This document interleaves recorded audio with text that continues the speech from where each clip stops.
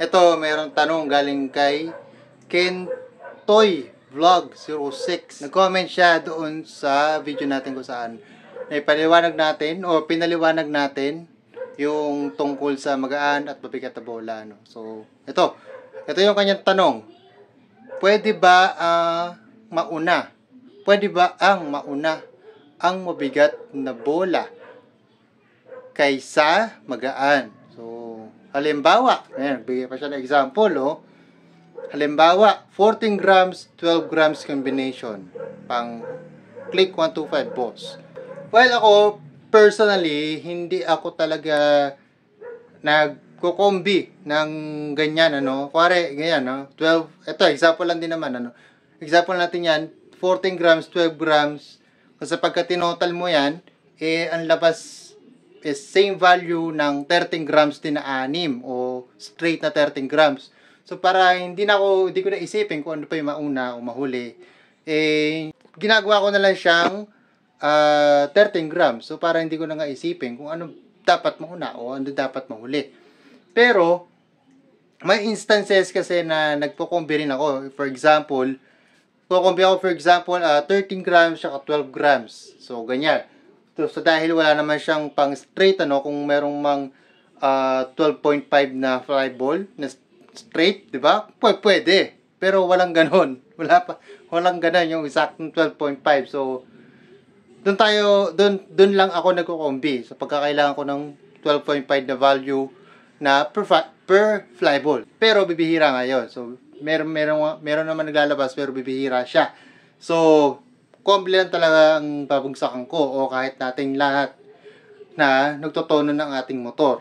Sa ganung instances, sabihin natin combi na 12 tsaka 13.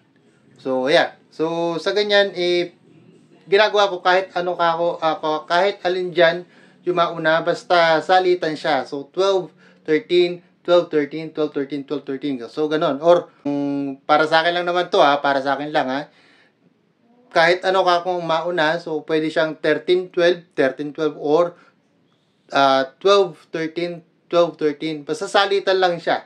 So, ganun lang yung ginagawa ko.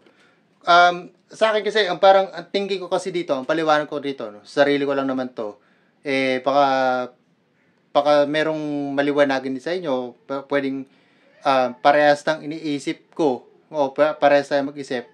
Ang pulley kasi is bilog, di ba? So, alam naman natin yan. So, ang bola is tatapon yan. Nakadepende sa centrifugal force. Depende sa RPM mo. Siyempre, kung gaano kataas ang RPM na ibibigay mo, siyempre, ganoon din yung sa bola. Ganoon din yung ibibigay na epekto sa bola. No. So, kahit saan pa nakapwesto yung bola mo, kung siya yung dapat na maunang umakyat, siya yung aakyat. Kasi nga, bilog, di ba? So, pag umikot na yon, hindi mo na alam kung alin pa doon yung number 1, alin doon yung number 2, number 3, or alin ba doon yung nauuna. So, medyo confusing lang kasi may iba na dapat ganito, dapat ganyan. Pero ito, para lang naman sa akin, ulitin ko, para lang sa akin to, no? Gusto ko lang i-share. So, kung merong ayaw maniwala, kayo bahala.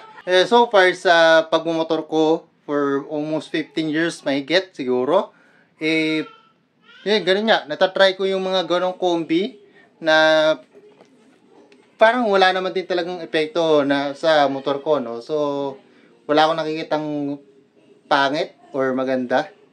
Ganun lang din naman yung epekto niya, So, ayun. So, siguro kung gagamit ka ng ganyan, 14, 12, gawin mo na lang siyang 13 grams para hindi ka na malito.